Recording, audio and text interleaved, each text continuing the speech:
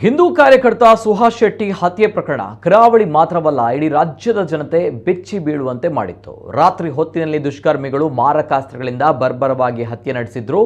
ಘಟನೆಗೆ ಸಂಬಂಧಿಸಿ ಮಂಗಳೂರು ಪೊಲೀಸರಿಂದ ಈಗಾಗಲೇ 11 ಮಂದಿಯ ಬಂಧನವಾಗಿದೆ. ಆದರೆ ಈ ಹಿಂದೂ ಸಂಘಟನೆಗಳಿಗೆ ಈ ಪ್ರಕರಣದ ಬಗ್ಗೆ ಅಸಮಾಧಾನವಿದ್ದು ಸುಹಾಸ್ ಹತ್ಯೆಯಲ್ಲಿ ಬಜ್ಪೆ ಪೊಲೀಸ್ ಠಾಣೆಯ ಕಾನ್ಸ್ಟೇಬಲ್ ರಶೀದ್ ಭಾಗಿಯಾಗಿದ್ದಾರೆ. ಠಾಣೆಯ ಕಾನ್ಸ್ಟೇಬಲ್ ರಶೀದ್ ಪದೇ ಪದೇ ಕರೆದು ಸಾಕಷ್ಟು ಕಿರುಕುಳ ನೀಡುತ್ತಾ ಇದ್ರು ಎಂದು ಬಜರಂಗ ದಳ ಆರೋಪ ಮಾಡಿತ್ತು. ಜೊತೆಗೆ ಹತ್ಯೆಯಲ್ಲಿ ನಿಷೇಧಿತ PFI ಸಂಘಟನೆ ಭಾಗಿಯಾಗಿದೆ ಅನ್ನುವಂತಹ ಆರೋಪವನ್ನು ಕೂಡ ಹಿಂದೂ ಸಂಘಟನೆಗಳು ಮಾಡ್ತಾ ಇದೆ. ಮತ್ತು ಆರಂಭದಿಂದಲೂ ಸುಹಾಸ್ ತಾಯಿ ಬಜ್ಪೆ ಪೊಲೀಸರೇ ನಮ್ಮ ಮಗನನ್ನ ಸಾಯುವಂತೆ ಮಾಡಿದ್ದಾರೆ ಎಂದು ಹೇಳ್ತಾ ಇದ್ರು. ಹೀಗೆ ಈ ಎಲ್ಲಾ ಕಾರಣಗಳಿಂದ ಸುಹಾಸ್ ಶೆಟ್ಟಿ ಪ್ರಕರಣವನ್ನ ರಾಷ್ಟ್ರೀಯ ತನಿಖಾ ದಳ NIAಗೆ ತನಿಖೆಗೆ ನೀಡುವಂತೆ ಆಗ್ರಹಿಸಿ ವಿಶ್ವ ಹಿಂದೂ ಪರಿಷತ್ ಬಜರಂಗ ದಳ ಹಿಂದೂ ಸಂಘಟನೆಗಳ ವತಿಯಿಂದ ಬಜ್ಪೆ ಬಳಿ ಶಾರದಾ ಮಂಟಪದ ಬಳಿಯಿಂದ ಬಜ್ಪೆ ಚಲೋ ಮೇ 25 ಸಂಜೆ 3 ಗಂಟೆಗೆ ನಡೆಯಲಿದೆ ಎನ್ನುವಂತಹ ಪೋಸ್ಟ್ ಈಗಾಗಲೇ ಸಾಮಾಜಿಕ ಜಾಲತಾಣದಲ್ಲಿ ಸಾಕಷ್ಟು ವೈರಲ್ ಆಗ್ತಾ ಇದೆ.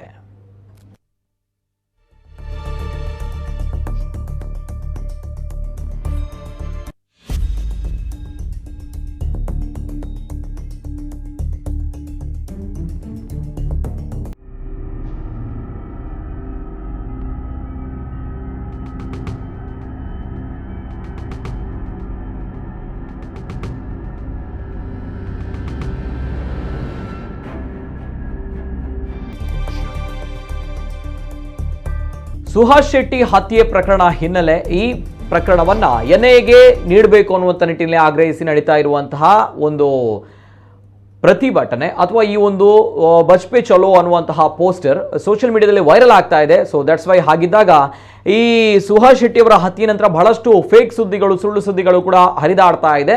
ಆಗಿದ್ದಾಗ ಈ ಬಗ್ಗೆ ಸ್ಪಷ್ಟನೆ ಜೊತೆಗೆ ಈ ಒಂದು ವಿಚಾರವನ್ನ ನಾನು ನೇರವಾಗಿ ಮಾತನಾಡಬೇಕು. ಈ ಬಗ್ಗೆ ಅಪ್ಡೇಟ್ಸ್ ಅನ್ನ ನಮ್ಮ ಜೊತೆ ದೂರವಾಣಿ ಸಂಪರ್ಕದಲ್ಲಿ ವಿಶ್ವ ಹಿಂದೂ ಪರಿಷತ್ ಬಜರಂಗ ದಳ ಮುಖಂಡರಾಗಿರುವಂತಹ ಪ್ರದೀಪ್ ಸರಿಪಳ ಅವರೇ. ಪ್ರದೀಪ್ ಅವರೇ ನಮಸ್ತೆ.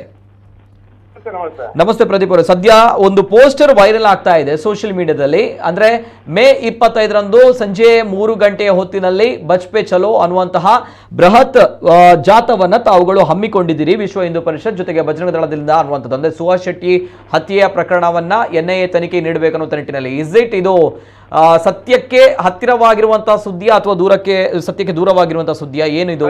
ಖಂಡಿತ ಇದು ಸಂಘಟನೆ ತೆಗೆದುಕೊಂಡ ನಿರ್ಧಾರ.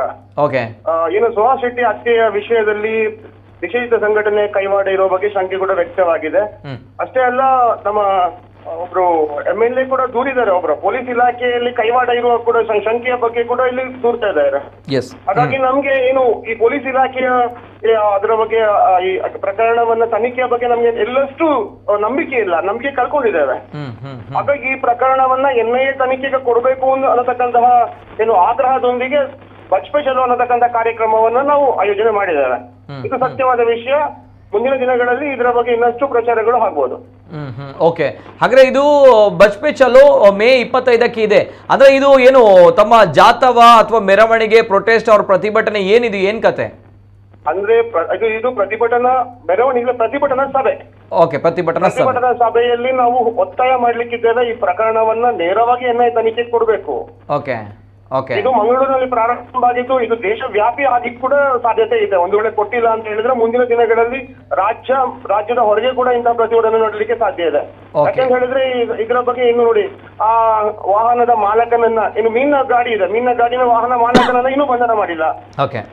ಅದೇ ಇಬ್ಬರು ಹೆಣ್ಮಕ್ಳು, ಇಬ್ಬರು ಹೆಂಗಸರು ಕೂಡ ಇದರಲ್ಲಿ ಕೈವಾಡ ಇದೆ. ಅವ್ರು ಬರುವುದು, ಹಣ ಕೊಡುವುದು, ಏನೋ ಅದ್ರಲ್ಲಿ ಮಾತಾಡುವುದೆಲ್ಲ ಇದೆ. ಅದರ ಬಗ್ಗೆ ಸ್ಪಷ್ಟತೆಯನ್ನು ಕೊಟ್ಟಿಲ್ಲ. ಅವರ ಬಂಧನ ಕೂಡ ಆಗ್ಲಿಲ್ಲ, ವಿಚಾರಣೆ ಕೂಡ ಆಗ್ಲಿಲ್ಲ. ಹಾಗಾಗಿ ಬೇಕಾದ ರೀತಿಯಲ್ಲಿ ಇದನ್ನ ಕೊಂಡು ಹೋಗುವಂತ ವ್ಯವಸ್ಥೆಗಳು ಈ ಸರ್ಕಾರ, ಏನು ಹಿಂದೂ ವಿರೋಧಿ ಸರ್ಕಾರ ಮಾಡ್ತಾ ಇದೆ, ಪೊಲೀಸ್ ಇಲಾಖೆಯನ್ನು ಬಳಕೆ ಮಾಡ್ತಾ ಇದ್ದಾಗ ಅನ್ನತಕ್ಕಂಥ ಸಂಶಯ ನಮಗಿದೆ. ಹಾಗಾಗಿ ನೇರವಾಗಿ NIA ತನಿಖೆ ಕೊಡಬೇಕು ಅನ್ನತಕ್ಕಂಥದ್ದು ನಮ್ದು ಆಗ್ರಹ. Okay, yes, thank you Pradeep ಅವರೇ. ಎಸ್, ಇದು ಸ್ಪಷ್ಟನೆ. ಪ್ರದೀಪ್ ಸರಿಪಾಳ್ ಅವರು, ಬಜರಂಗ ದಳ ವಿಶ್ವ ಹಿಂದೂ ಪರಿಷತ್ ಮುಖಂಡರು.